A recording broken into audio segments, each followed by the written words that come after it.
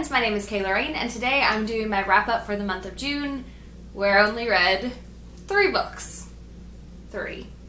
So like I said, in the month of June, I only read a total of 3 books, but they were all really fantastic books, so I'm definitely going to just jump right in and tell you all about them, starting with Serafina and the Black Cloak by Robert Beatty.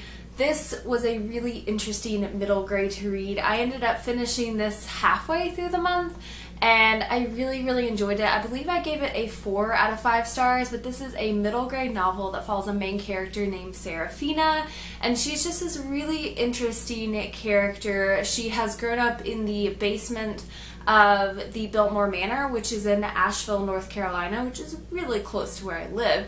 So it's really cool to see that setting. And like I said, Serafina is this really interesting character. She's grown up on her own. She's never interacted with other children. Her father has kind of kept her a secret from the staff at the Biltmore estate because apparently if someone finds out, she'll be in a lot of trouble. And she is just a very peculiar character. I can't really put my thumb on it without really spoiling some things, but she's definitely, she has some interesting things going on about her. One of the things that I really loved about this middle grade novel is that it had this really interesting feel to it.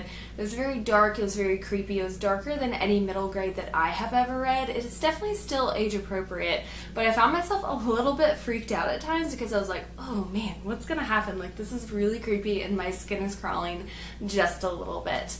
I really enjoyed this. The pacing was nice. I thought the characters were really interesting and the plot was very fun to follow along with, and although I kind of guessed what would happen in the end, I still thought it was really well put together overall. So like I said, I ended up giving this a 4 out of 5 stars. The next book that I picked up was Harry Potter and the Prisoner of Azkaban by J.K. Rowling. This is a reread for me. I have read this book so many times, but one of my current goals right now is to just reread through the series by the end of the year, so I went ahead and picked up the 3rd book, and I had a lot of feels with this book.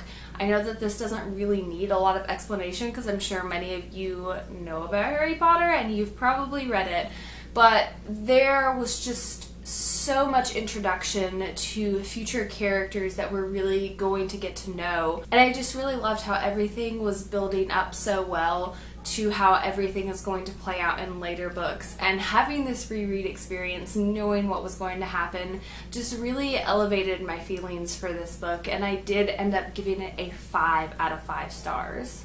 And finally, the last book that I read this month, which is also a reread for me, that was Fangirl by Rowell, and I really enjoyed this one. I listened to this one on audiobook and I really enjoyed the narrator. I thought that she did a really fantastic job, and then the narrator for the Simon Snow portions were really interesting too, and I enjoyed his contribution to the narration of this book.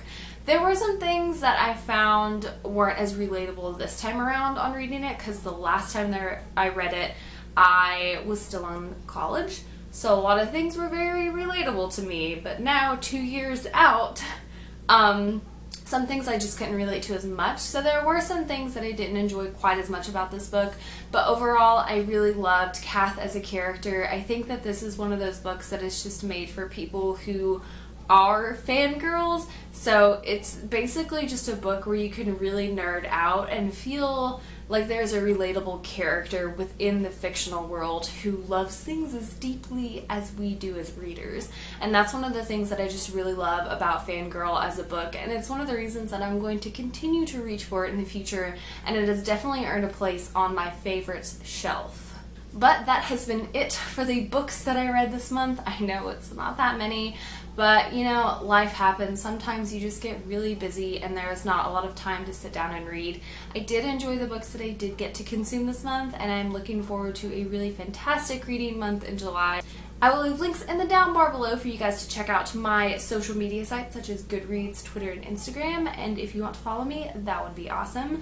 And as always, thank you so much for watching. Stay weird.